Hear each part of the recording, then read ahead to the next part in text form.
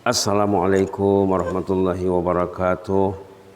Bismillahirrahmanirrahim. Alhamdulillahirrahmanirrahim. Wabihi nasta'in ala umuri dunia waddin. Wassalatu wassalamu ala ashrafil mursalin. Wa ala alihi wa sahbihi ajma'in. Wa man tabi'um bi ihsan ila yaumiddin. Wa sallim tasliman katsiran bi rahmatika arhamar rahimin. Ya arhamar rahimin arhamna bi rahmatikal wasi'ah. وعافنا واعف عنا وعلى طاعتك وشكرك عنا يا حي قيوم يا حي قيوم يا حي قيوم. Alhamdulillah, jemaah salat subuh Masjid Dagah Muttaqin yang dirahmati Allah sekalian, mudah-mudahan kita selalu di bawah lindungan, di bawah limpah rahmat Allah Subhanahu wa taala. Orang berada di masjid, apalagi di pagi hari, mereka berada dalam rahmat Allah. Itu maka masuk masjid kita disunatkan, dianjurkan berdoa, Allahumma ghfirli dzunubi waftahli abwaaba rahmatik. Ya Allah, ampunlah dosaku, bukakanlah bagiku pintu-pintu rahmatmu. Pintu rahmat itu di masjid. Semakin bersemangat kita ke masjid, semakin yakin kita manfaat datang ke masjid, rahmat Allah kita akan terima, kita akan menerima rahmat Allah dengan maksimal insyaallah. Kemarin kita bicara tentang doa Nabi Ibrahim dalam surah Ibrahim, Rabbi ja'alni muqimas salati wa min dzurriyyati Rabbana wa taqabbal du'a. Nabi Ibrahim berdoa agar baginda tergolong orang yang menegakkan salat, muqimas salah. Kalau salat saja, salat biasa, itu namanya musallin. Jadi kita mesti faham istilah dalam Quran ya. Kalau salatnya salat biasa saja, itu musallin namanya. Itu dicela dalam surah Al-Ma'un, fawailul lil musallin. Jadi salat dalam Quran ada dua paling kurang. Pertama, muqimi as-salah, yang menegakkan salat, yang menerapkan salat. Yang kedua, musallin, orang yang salatnya tidak ada nilainya. Kadang-kadang terlambat, kadang tercicir. Itu disebut dalam surah Al-Ma'un, fawailul lil musallin. Kalau doa Nabi Ibrahim ini muqimi as-salah. Kita belajar bahasa, dari bahasa itu kita tahu membuat rumusan. Muqimis shalah itu yang dibikin oleh seorang ahli tafsir dari Andalus, Al-Imam Ibn Juzai Al-Gharnati, yang meninggal tahun 741 Hijrah, dalam tafsirnya At-Tashil Ulumi Tanzil. Karena ayat ini berhubungan dengan salat, kita mesti merujuk tafsir. Tidak cukup buku fikih saja, karena uraiannya menurut ulama tafsir lebih terperinci lagi. Kemarin sudah disebut bahwa komponen menegakkan salat. Jadi salat itu bukan melakukan salat ya, bukan mengerjakan salat, bukan menunaikan salat. Ini istilah-istilah yang perlu dibetulkan. Bukan mengerjakan, bukan menunaikan, bukan melaksanakan. Bahkan muqimi as-shalah, menegakkan. Ibnu Juzai Al-Gharnati mengulas kata-kata wal muqimin as-shalah. Ini berhubungan dengan ilmu bahasa juga ya. Muqimi itu asalnya pada qama. Patutnya ada whiteboard ya, ada papan putih, ada pen, ada pulpen. Karena ini berhubungan dengan bahasa. Sepatutnya ada lagi infokus. Bahannya ada. Kalau di Malaysia surau kecil pun ada infokus.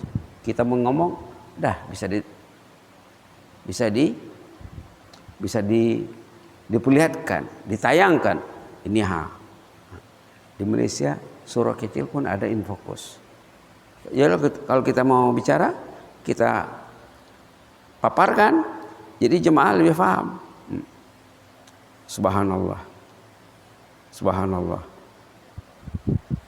Kata Imam Ibnu Juzai, asal kata wal muqimin as-salat daripada qaumatis suq katanya. Dia koma ini dalam bahasa Arab, ini asal katanya daripada koma.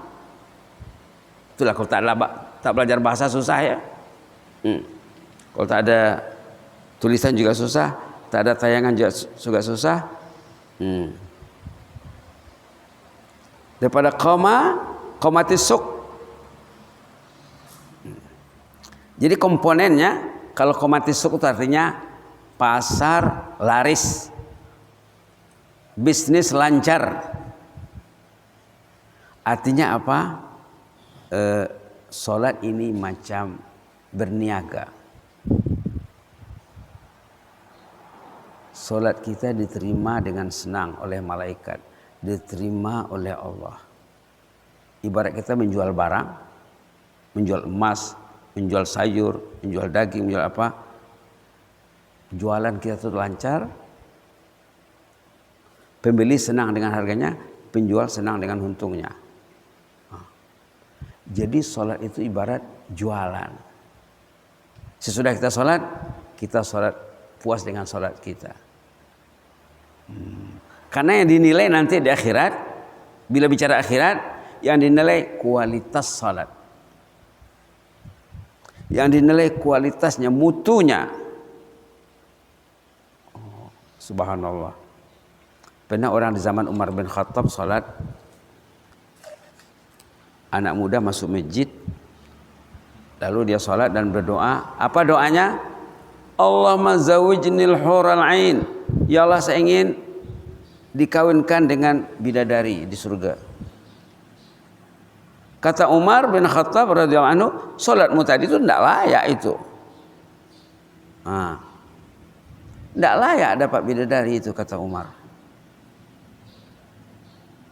Ada juga orang salat di zaman Nabi Muhammad SAW sendiri, masuk masjid salat, kata Rasulullah, salat balik, salat lagi. Salat kami itu tidak betul. Salatlah orang itu. Salat 2 kali, 3 kali, kata Nabi salat lagi. Jadi salat kita itu mesti dinilai, dievaluasi. Karena yang salat di zaman Nabi itu, dia tidak menjaga bacaannya, tak menjaga tomakninahnya. Ini mau dibicarakan nanti dalam 11 poin ya. Kemarin yang dibicarakan baru tentang memelihara dengan maksimal. Kemudian solat berjamaah bagi solat fardu dan memperbanyak sembahyang sunat. Memperbanyak sembahyang sunat. Apalagi solat di rumah sebelum ke masjid. Itu sangat penting. Apalagi salat sebelum azan berkumandang, itu sangat perlu.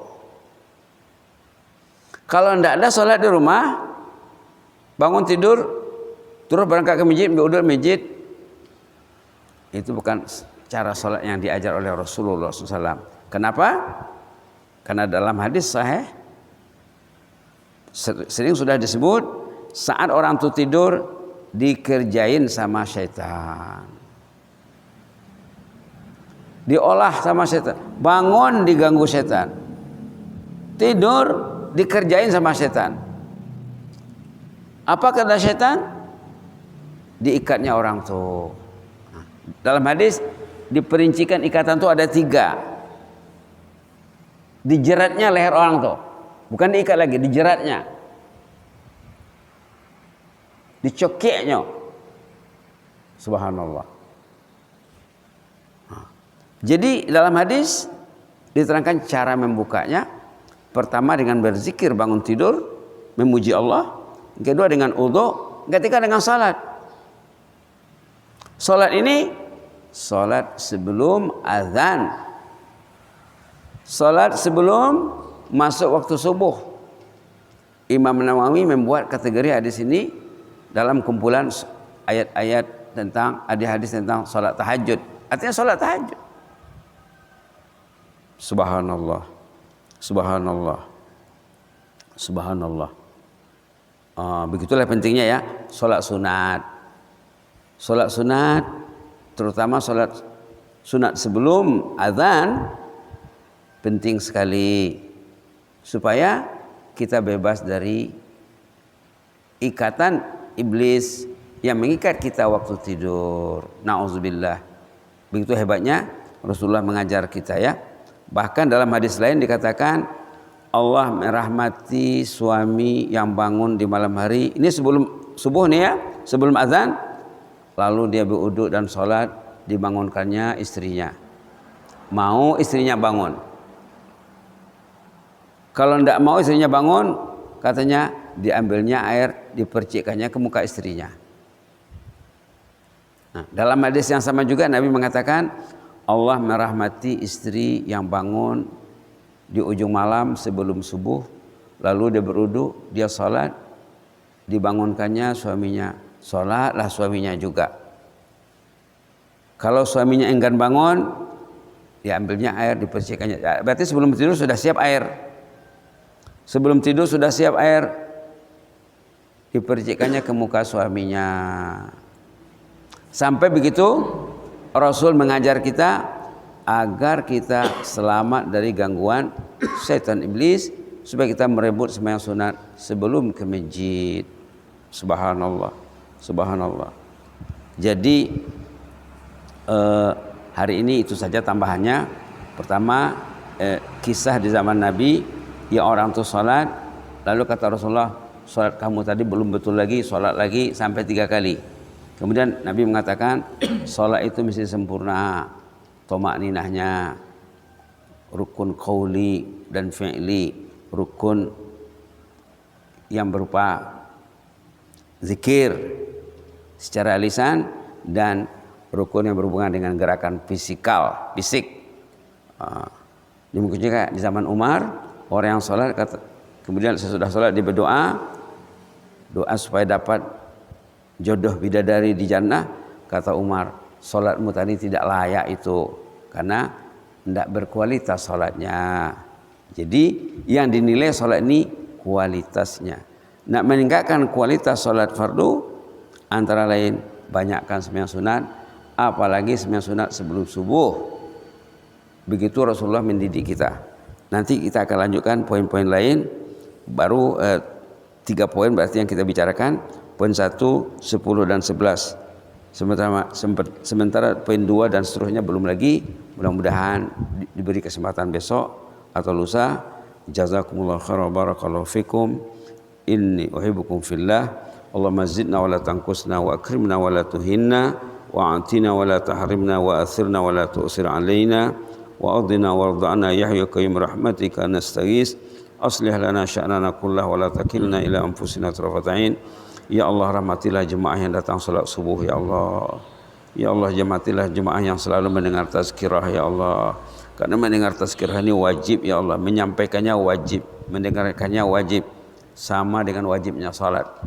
Ya Allah, bukakanlah hati kami untuk menerima ilmu ya Allah, meningkatkan kualitas salat kami ya Allah. Kami sudah berada di penghujung bulan hijrah, tahun hijrah 1445 ya Allah.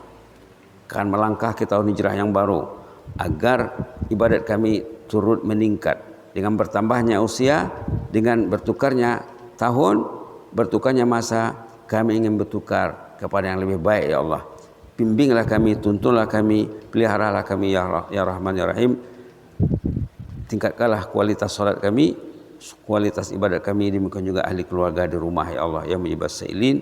Subhana rabbika rabbil izzati amma yasifun wa salamun alal mursalin. Alhamdulillahil alamin. Wassalamualaikum warahmatullahi wabarakatuh.